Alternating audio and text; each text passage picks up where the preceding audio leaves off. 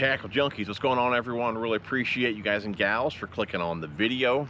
Today's video is going to be an updated bass boat tour on my 2020 Crestliner XF 189.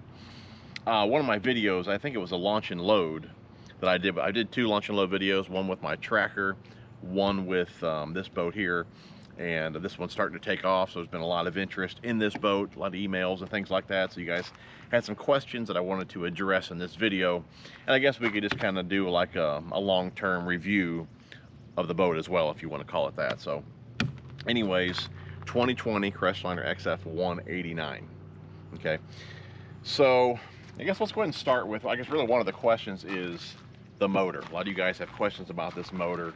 Why do I have such a big boat with only a 50 horsepower motor? And really the only reason is I guess you could call it my home lake, or at least the lake that's closest to me, that I used to go to more often than I do now. Now it just flat out sucks, but I still like going to that lake, and it has a 50 horsepower max. So that's the only reason, because at the time that I bought the boat, I really enjoyed fishing that lake, so I had to have a 50 on this boat to get on that lake. So that's the reason. 50 horsepower, Mercury, 4-stroke, and this is the, what do they call this? Yeah, this is the command thrust.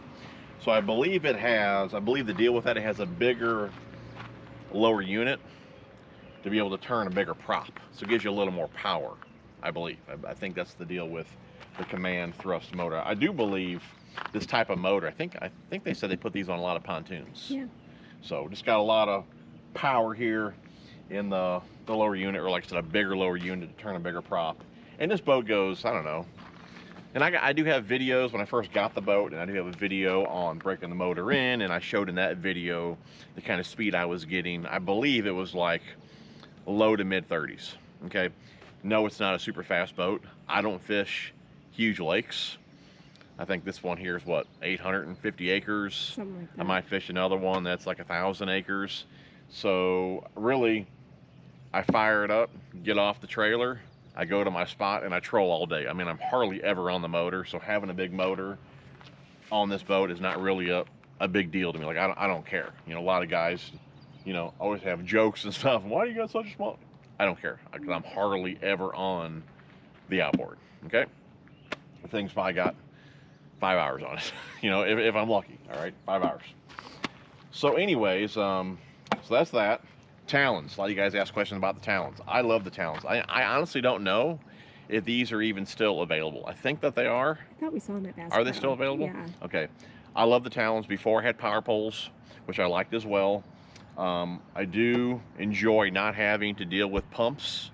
Okay. With the tracker, there was no room for 2 pumps. That's why I only had the 1 power pole on that boat. And when I bought this boat, I was going to go power poles again. The dealership told me there was no room for pumps, so that's why I went with Talons, and I'm glad that I did. I do enjoy having these. They are 10 foot. The power pole that I had is 8 foot. Now you can get 10-foot power poles, I believe, but the housing was much taller than these, where this 10-foot Talon was smaller than my 8-foot power pole that I had. So I like that as well. And really, when I got them, man, a bunch of bunks out here, I swear. Gnats and everything everywhere. When I got these, I did have an issue from the jump. There was a bad, and I have videos on this. If I can find all these videos, I will link them down below. But there was a lot of squealing going out of these, okay, or coming out of these. And what it was internal. There were some screws that backed out. So when these deploy, I think is the right word, you would hear all that scraping from the screws. Okay, so they were under warranty, dropped them off. They had fixed that issue, and I thought they said from the factory maybe they don't come with like I don't know if it's like a thread lock or whatever, but they put all that on there so those screws will not back out. They also noticed that my cables inside were already starting to fray, so they replaced the cables as well. But that was what, 4 years ago. It was a while ago. It was right after I bought the boat. This is 2020, we're in 25, so at least 3-4 years ago. Haven't had an issue since then. Absolutely love the Talons. If I was going to buy a new boat tomorrow, I would put Talons on there again. Love the Talons. Now it's a bit more weight, I believe, on the transom compared to the power poles, just because, you know, everything's, you know, like the motor, everything's in here, where the power pole, less weight here because the pumps are in the boat. So I think you do have a little more weight with the Talons on the transom, but I love it. And you guys have asked also how they are attached. I do have brackets here. I also have tilt brackets on them. You have tilt brackets on them, okay? These just clear my garage door, so I don't even use these. But when I ordered the boat, I thought I was gonna have an issue with that, so I did put the tilt brackets on there, okay? Tilt them down like that. But I really never use the tilt brackets anymore, except really to clean them. You know, I will lay it down here, deploy them, clean it all, lube them up, things like that. But I do have those on here, and then it is like a sandwich bracket between the motor and the transom there, okay? So they're not drilled or bolted directly to the transom. It's a sandwich, it's like a sandwich type bracket between the transom and the motor, okay? Something else I want to point out here is I've seen where some guys say that this right here, if you can see that, babe, is a transom saver, okay? Even, be honest with you guys, the dealership that I bought this boat from, they told me this was a transom saver, and that's how they set that up when I drove home, and that's not a transom saver. This is like basically metal on metal. There's a little deal in here. Let me go and open this up, babe, or lift this up. All I use, this is it's called a My Wedge, okay? Okay, and I talked to people at Crestliner, and having a transom saver that goes to the trailer to the motor was not necessary, okay? This is really, something like this is really all you needed. But like I said, even the dealership that I bought the boat from said that this here is a transom saver. You just lift the motor up and like basically lock it down like that. Okay, that is not a transom saver. Okay, that's metal on metal for one. There's no really like cushion, support or like cushion there, whatever you want to call it. No absorption, is that the right word? Yeah.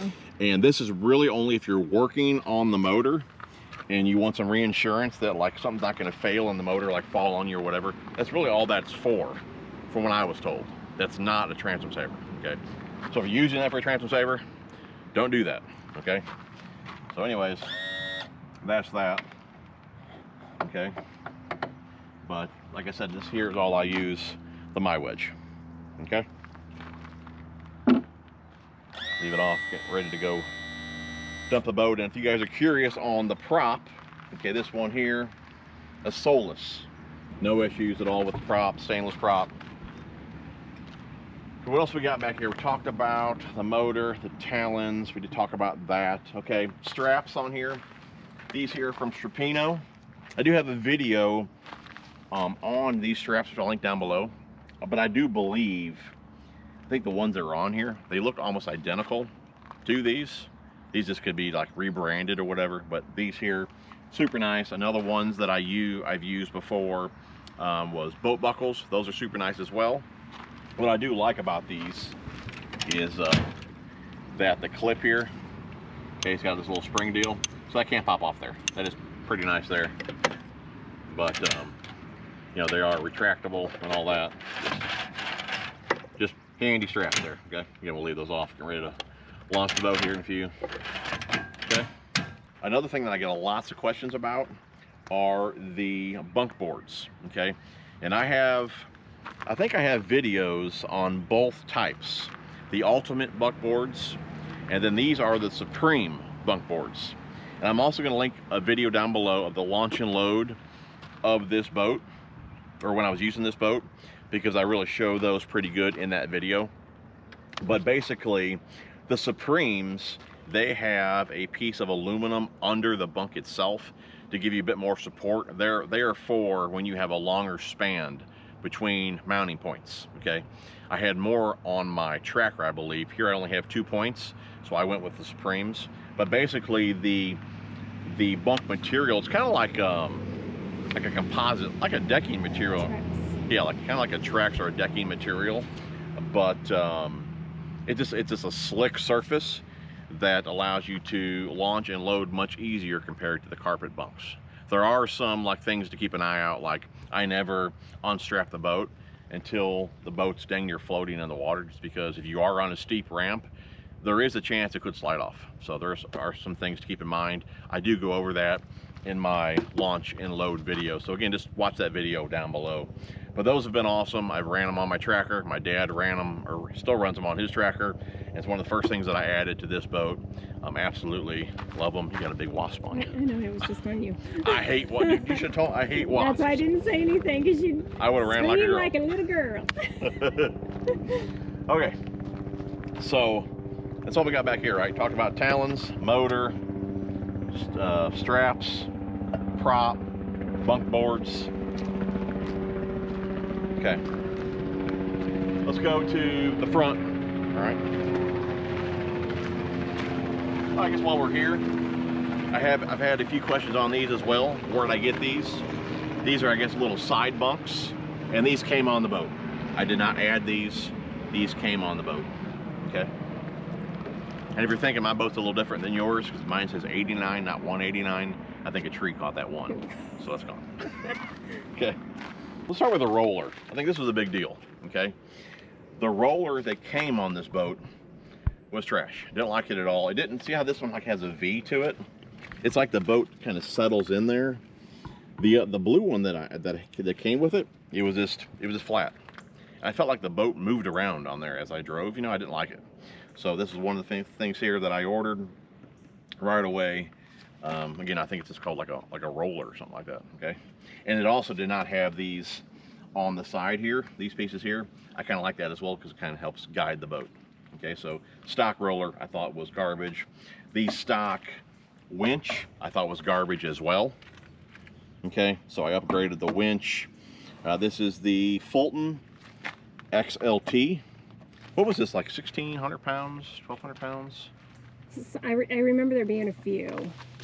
It says on here, oh wait, right here. 1,500 pounds. 1,500 pounds XLT. And it's got more than enough power for this boat. Okay, this boat I don't winch on. I could, no doubt. I don't winch this boat on. If you guys watched the original launch and load, I would use the strap and winch the boat on the entire way. This winch would no doubt do it. I usually stop shy of the roller though and winch it on the rest of the way. But this winch is more than powerful powerful enough if you decided to winch your boat on the entire way, you know, for a boat this size. So definitely recommend this one right here. The jack, most stock, well, I've only had a couple. They've all been garbage. I do want to upgrade this as well. I'll probably get another Fulton this series, the XLT for this.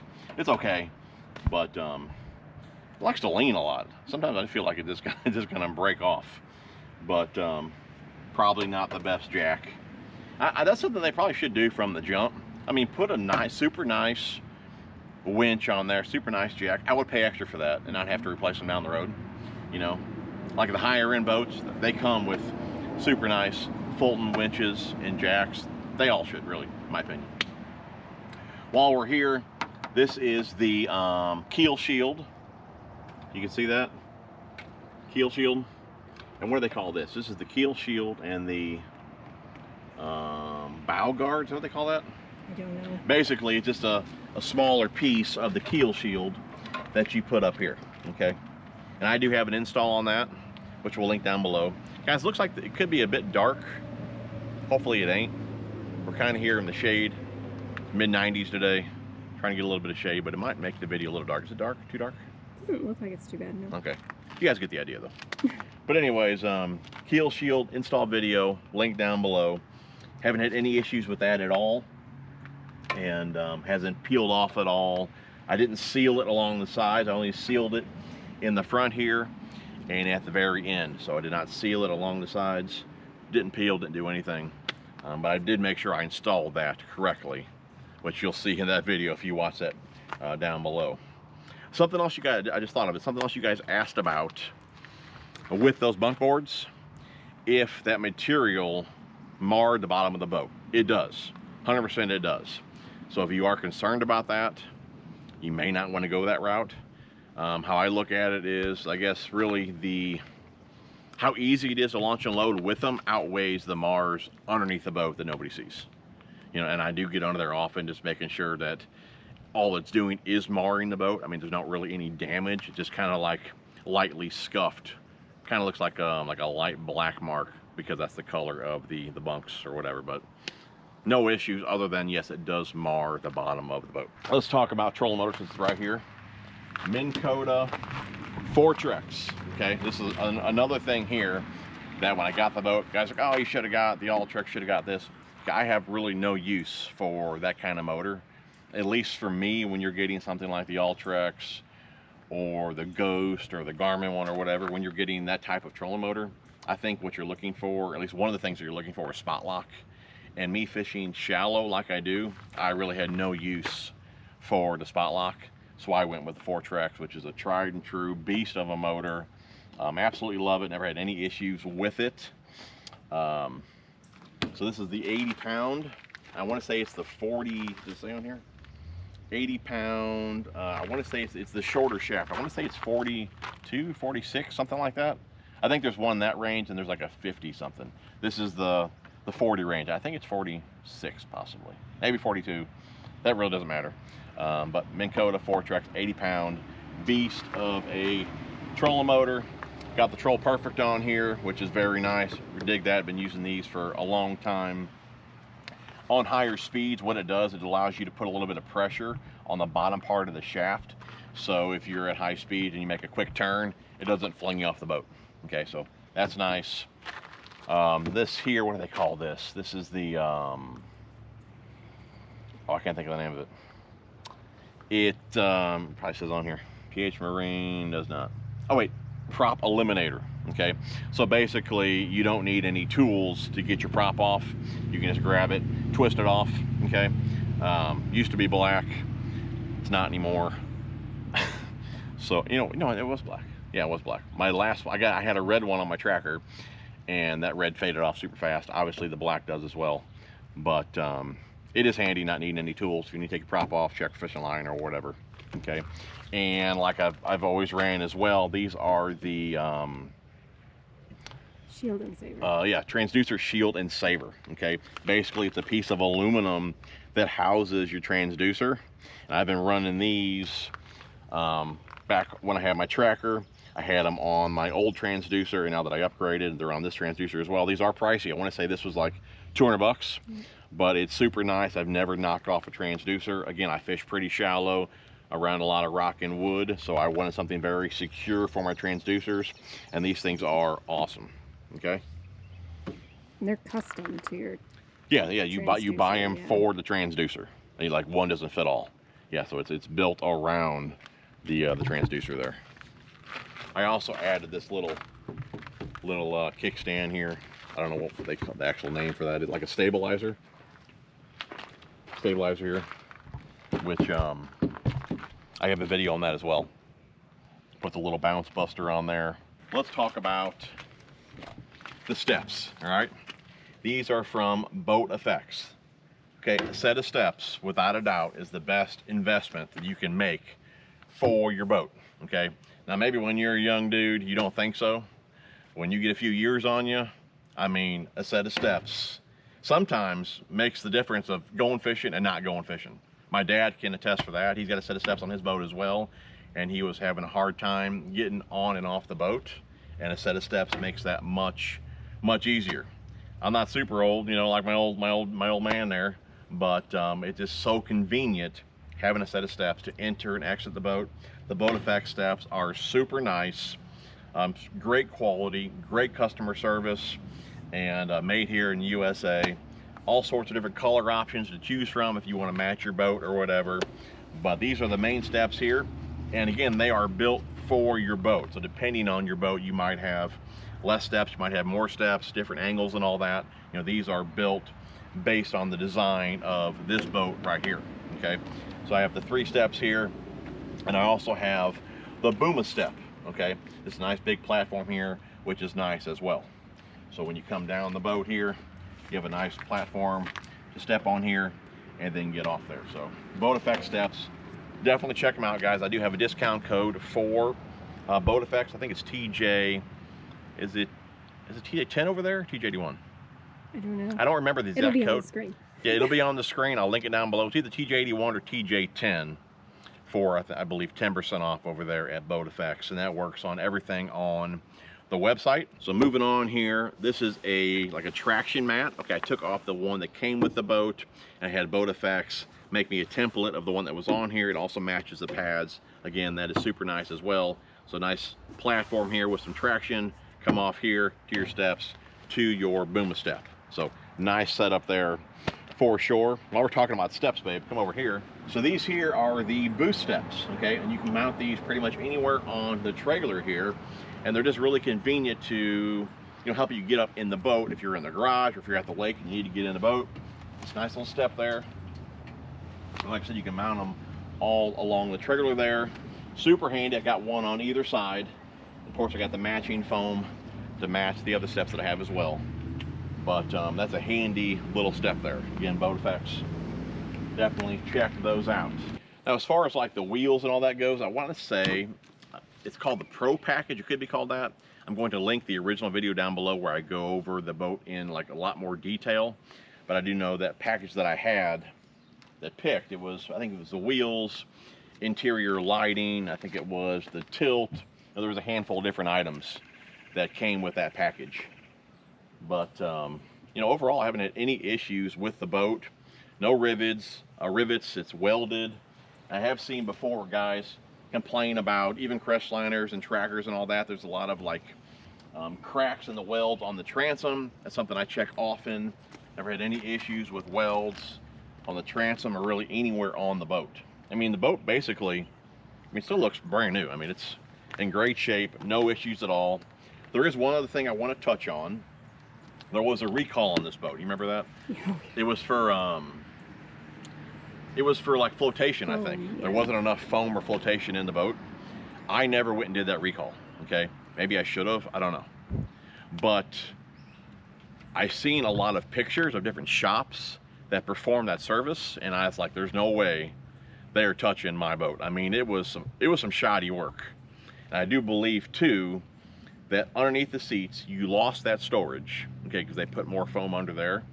But just the quality that I've seen done, I wasn't letting nobody touch my boat. So this maybe doesn't have the amount of flotation in it that it should, but I've never had any issues with it. I never plan on getting that done. You guys have asked about it, so that's that. Okay. But and she like I said, she runs good, no issues at all on the water. I've never really been concerned about how fast this boat goes. Kind of what I was talking about earlier with the outboard. I get on the outboard, get off the trailer, go to my spot, and I'm trolling. So I don't pack this boat for speed or really performance. I pack it to get the most tackle in it, and that's it really. So I mean, I'm super happy with how it performs, with how I have it packed. I'd imagine you get even better performance out of it with a bit bigger motor, obviously, and if you pack the boat for performance. Mine's packed just to, like I said, just to get the most in there. And I'm very, very happy with how fast it gets on plane and the speed that it goes. I mean, no issues at all, really. I'm super happy with the boat, okay? Really, the only thing I've ever had really issues with this boat, a lot of the seals have torn on the compartments, again, which we'll go over that in another video. But overall, man, I mean, really no issues. If I was gonna buy another boat tomorrow, it would be the updated version of the 189 here. Love the boat, and I love some of the upgrades that they've made to it, which we'll get into some of the issues, or I guess not really issues, things that I didn't like about it in the next video, but I believe most of those issues are fixed in the new model, so that's cool too. So what else can we talk about? Again, we're not going to dive into compartments. You guys ask about this stuff all the time. So you see these here? So these are like, there's a system. What do you call this system? I don't know the exact name of this system here. You know what that's called? T-track? No. Some sort of track system on the inside. You can see it over there. On the inside of the gunnel here, okay? And it accepts all these accessories from Railblaza. So you can use them here to, like this type here. You can use them for a net. I use them for my running lights here. I have a cup holder over there. Okay, come over here, babe. I'll show you something else. Cup holder here. And you can just loosen up these knobs here, and you can just move these all on the track, you know, wherever you want. Cup holder there. This thing I love. It's a little tackle caddy for my tools. Mustad Tools, got a discount code for Mustad, which I'll put on the screen, link down below for you guys. A little caddy here for tools and baits and all that. And this here, if you guys like to shoot video out on the water, this here is awesome, all right? So you just put it in one of these, I think this is a top loader mount, I think they call it there. Top loader track mount, I think it's what it's called. But it's got this little star deal there. Put it in the hole, lock it down, then you can swivel it all around, okay? But this is what I always use to shoot my videos. So I'm sitting here on the deck, and I use this right here. If you've seen my last fishing video where I'm talking about the scale, this is the setup that I had mounted over there along the side of the boat. Had a camera out here, getting that shot. If you like to shoot video out on the water, man, this is an awesome mount here. I don't know the exact name of it, but it's awesome.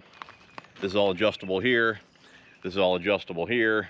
You can take this off if you want to, you know, hold the camera and do something else. I mean, love it, okay? So that's that. Also got another little caddy up front there. Same deal.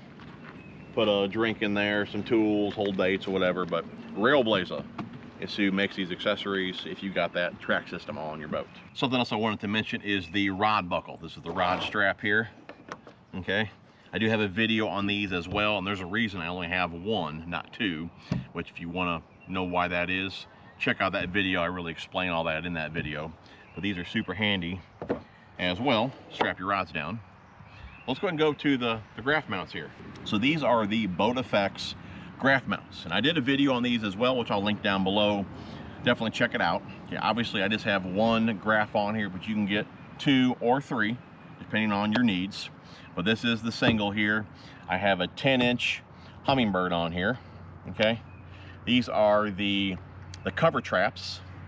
Keeps the cover on so it ain't blowing off down the road. Also over there at Boat Effects, okay? So 10-inch Humminbird here. I love these units so far. What's really special about these mounts, you have the peace of mind that your gear can't get stolen, okay? This system is basically locked down all throughout the setup here, okay? From the base, you're locked down on either side, okay? Each foot has a lock on it. From the base to the riser here, again, it's locked down. From the riser to the gimbals, okay, the gimbals have security screws, okay? And then on the side of the gimbals, you have the actual Boat Effects locks that go into your unit. Now, if you don't have the Boat Effects graph mount, you can still get the locks for your current unit, okay? But with this setup here, they can't steal anything, right? They can't unscrew a graph mount from the deck of the boat just because it's locked down. Super nice setup here. Like I said, peace of mind. If my boat's sitting out or whatever, somebody can't come steal my equipment. Love it, all right? Of course, you have adjustments to get your graph set up wherever you need to. I have the little tool holder on the side as well. Love that. But man, just a super well-built, nice graph mount here, and you can get them in a variety of different colors to match your boat. Let's check out the one at the console. So the Boat Effects graph mounts at the console are just as awesome as the ones at the bow. I love the adjustability. They're on a track system, so you can raise them up, you can lower them. You can see here, you can adjust the angle as well, so you can get this set up exactly how you want it, and of course, it's all locked down as well. We have locks here on the side, security screws, locks on the gimbals. I mean, this thing ain't going nowhere. And what's nice too, I believe when you buy a graph mount, they also give you a piece of aluminum to bolt to. In my case, I sent them the piece that was on my console here, and they sent me back that exact piece in aluminum. So if you guys want this entire piece here in aluminum, they should have that on file. But just a super nice setup. Again, you can get them in multiple colors as well to match your boat. Well built, absolutely love it. Again, have the cover trap on here, have the wire trap there on the back. Killer setup, absolutely love it. The last thing I want to go over is my battery setup. I'm running 3 Dakota Lithium 12 volt, 135 amp hour. These are a dual purpose battery. It's a deep cycle and a starting battery. Now for a while I was basically just testing this battery out to see how it handled with my motor. I do know when some guys use lithium batteries for a cranking battery or starting battery, sometimes they can be put to sleep. I haven't run into that issue yet with my setup. It could have something to do with the motor size and the alternator and all that. But for my setup here, no issues at all with the dual purpose Dakota Lithium and my 50 horsepower. I love it for a cranking battery. Like I said, I've only charged it really last winter. I haven't even charged it this year yet. And the trolling batteries there, you know, I'll go 3 days usually, and you know, before they need a charge. So you can run for days. You know, lightweight batteries, which allows me to carry more tackle. Being the tackle junkie, that's very important to me. But yeah, I just love the runtime I get out of them. No issues at all. Love the Dakota Lithium batteries for sure. Okay, one more thing. I keep seeing things that I want to mention. If I did forget anything else, we'll talk about those in part 2, okay? But I said in the beginning I didn't have any issues other than when I told you about the Talons. I was wrong, okay? There was something that was going through my batteries, okay? I bet I went through, what, 3 cranking batteries before I went to the Dakota Lithiums. 3 batteries in like 4 or 5 years, that's a lot, right? And the problem was the Talons were draining those batteries, okay? And I didn't know, okay? Maybe they were searching for what, Wi-Fi signal or something, I have no idea. But we found out it was the Talons draining my cranking battery. So we did put a switch on here. So it's off now. Now it's on. But so I did add a switch, and that solved my problem. So if you do have Talons and you're wondering why your battery is always dead, those Talons are what's doing it. So put a switch on there and you are good to go. Well guys, that should wrap it up. I do believe I've covered everything that I've added to the boat that I've liked or disliked.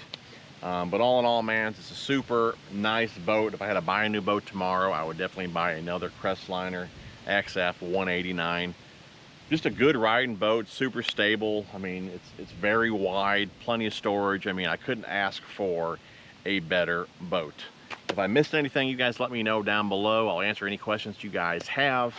And like I said, if I did miss something, I will cover it in part 2 when we talk about the storage. But guys, hopefully you enjoyed the video. If you did, be sure to smash the thumbs up. Love you guys. We will see you guys on the next one.